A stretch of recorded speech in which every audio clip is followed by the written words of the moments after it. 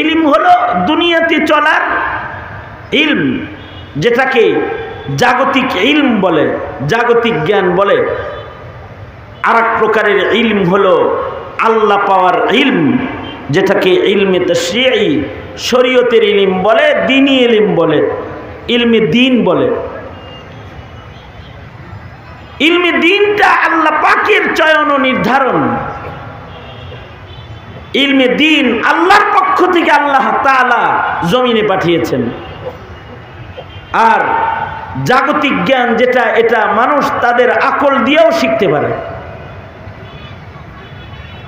সঙ্গত কারণে দুনিয়ার সকল কলেজ ইউনিভার্সিটি আর জাগতিক জ্ঞান আর আসমান থেকে আসা ইলমে দ্বীন, দ্বীনি জ্ঞান, দুইটা এক না।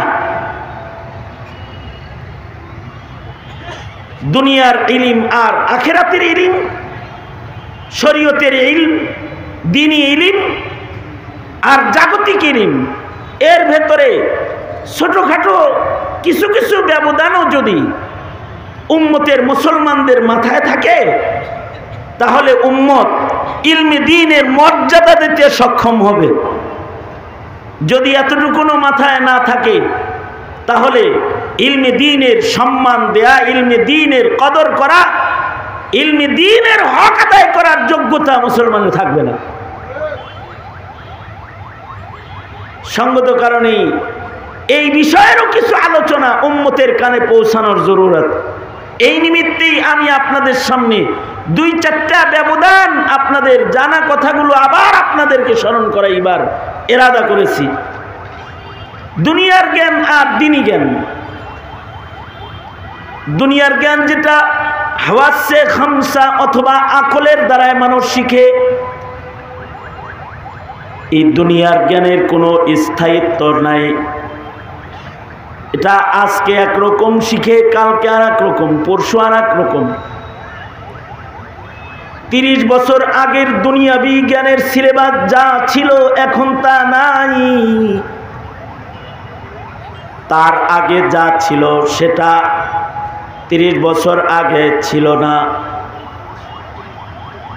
এটা জমানার কারণে শিক্ষার পরিবর্তন হয়ে যায়, জমিনের কারণেও শিক্ষার পরিবর্তন হয়ে যায়। গবেষণার নতুন নতুন আগমন করে, তো নতুন গবেষণার আগমনে পুরান গবেষণা হারায় যায়।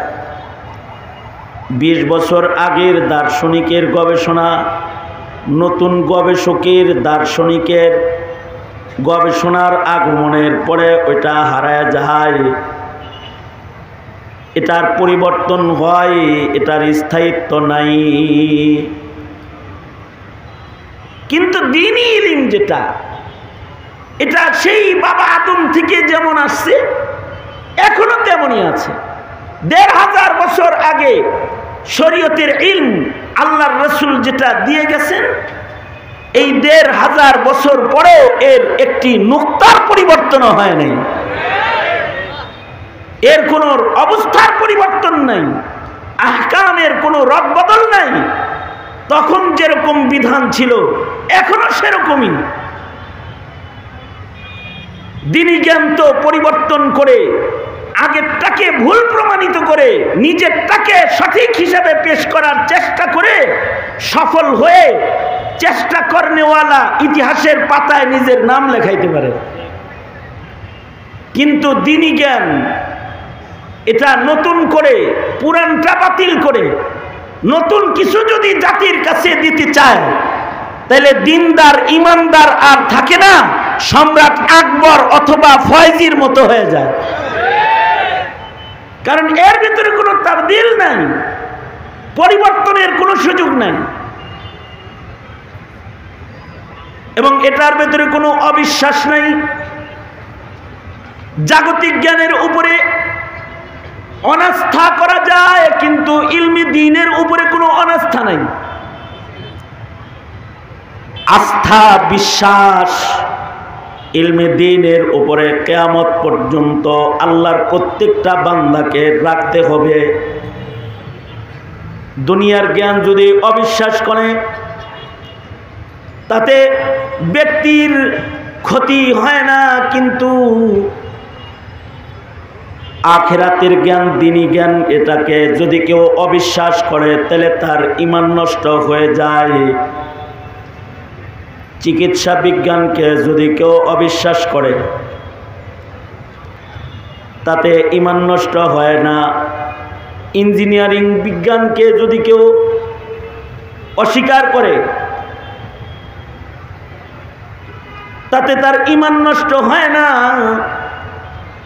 অ্যাডভোকেটের জ্ঞানকে যদি কেউ তিরস্কার করে ঈমান নষ্ট হয় না, কিন্তু ইলমি দ্বীনের উপরে যদি কারোর আস্থা হারায় তাহলে তার ঈমান হারায়।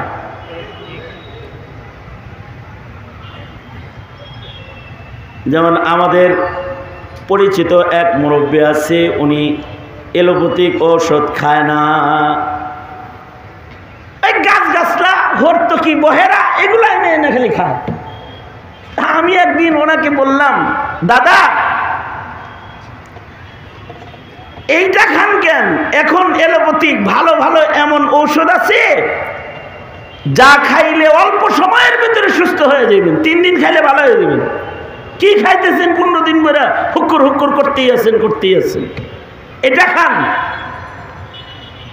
মইরা যাবো তো এলোপ্যাথিক বড়ি খাবো না। কেন খাবেন না? কয় ওগুলো ক্ষতিকর। আর এই যেটা খাইতেছি ন্যাচারাল, এটা আল্লাহর দান, এটার সাইড এফেক্ট নাই, এটার ক্ষতি নাই। প্যারাসিটামল খামো, এর উপকার যেমন আছে কিছু অপকারও আছে। অ্যান্টিবায়োটিক খামো, তো এটার উপকারও আছে অপকারও আছে।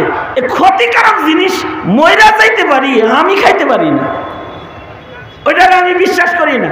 ওইটা মানুষের দেয়া জিনিস, এটার উপরে আমার ঈমান নাই। এই চাচা যে চিকিৎসা বিজ্ঞানের হাই কোয়ালিটির গবেষণার ঔষধকে অবিশ্বাস করেছে, এর দ্বারা তার ঈমান নষ্ট হয় নাই। সে তার মতো জীবন পার করে ফেলেছে, তার কোনো ক্ষতি হইতেছে না। আমাদের আর এক মুরব্বী ছিল, আমি আমাদের এলাকার আর এক দাদারে চিনতাম, জানতাম, মারা গেছেন। ছেলেরা বড় বড় শিক্ষিত, তারা 3 তলা বিল্ডিং করেছে, কিন্তু এই দাদা মৃত্যুর শেষ নিঃশ্বাসটাও তার সেই ঝুপড়ি কুড়ে ঘরেই সে শেষ নিঃশ্বাস কাটাইছে। বহুত চেষ্টা করছে ছেলেরা বাবাকে 3 তলা বিল্ডিং এর কোনো এসি ঘরে একটু শোয়াইতে। হে কইছে এই ইটের নিচে যে মরতে আমি রাজি না।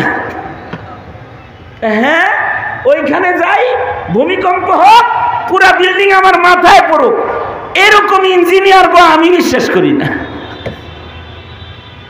উনি ওই 3 তলা বিল্ডিং এ জীবনে কোনোদিন যায় নাই, সারা জীবন তার টিনের ঘরে করে ঘরে কাটাইছে, শেষ নিঃশ্বাসও এই ঘরের ভিতরেই তার হয়েছে। হে, এই রডবালি সিমেন্টের ইঞ্জিনিয়ার সে বিশ্বাস করে না। এই অবিশ্বাসের দ্বারায় তার ঈমানের কোনো ত্রুটি হয় নাই। একজনের সামনে এক অ্যাডভোকেটের নাম নেওয়া হয়েছে যে একটু বসেন, অমুক বড় উকিল সাহেব আসতেছে। তো যার সামনে নাম নেওয়া হয়েছে সে নামটা শুই নাই, সে বলতেছে নাউজুবিল্লাহি মিন যালিকা আউযুবিল্লাহি মিনাশ শাইতানির রাজিম। আরে চাচা মিয়া, এত বড় একজন উকিল অ্যাডভোকেট আকবর লাগছে, তার নাম শুই না আউযুবিল্লাহ বললেন কেন? কয় সব অ্যাডভোকেট না, ওইটা হলো একটা শয়তান। এই কিল্লেগের শয়তান?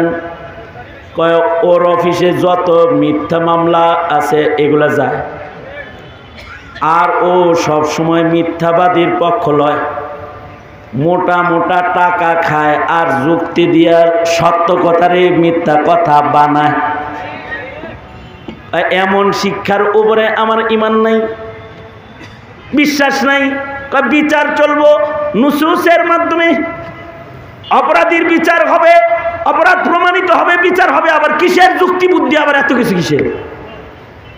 কেউ যদি মদ খায় তাহলে দুর্না মেরে দাও, কেউ যদি চুরি করে হাত কেটে দাও, কেউ যদি জেনা করে সঙ্গে সার করে দাও। এই উকিলের যুক্তি দিয়া জেনাকাররে পাক বানানোর সুযোগ নাই, আর নির্দোষকে দোষী বানাইবার কোনো সুযোগ নাই। সুতরাং এই LLB লেখাপড়ার উপরে আমার কোনো ঈমান নাই। এই যে তার বিশ্বাস নাই, ঈমান নাই, তাতে তার ঈমান নষ্ট হয় নাই। জাগতিক জ্ঞানকে বৃদ্ধাঙ্গুলি প্রদর্শন করেছে, তাতে তার কোনো ক্ষতি হয় নাই।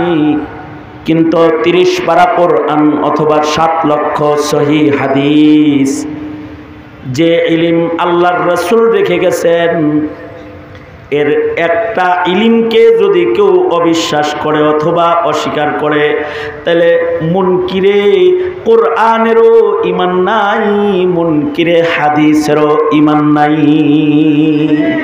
যদি খালি বলে যে এটা ইলম না, তাহলে তার ঈমান শেষ।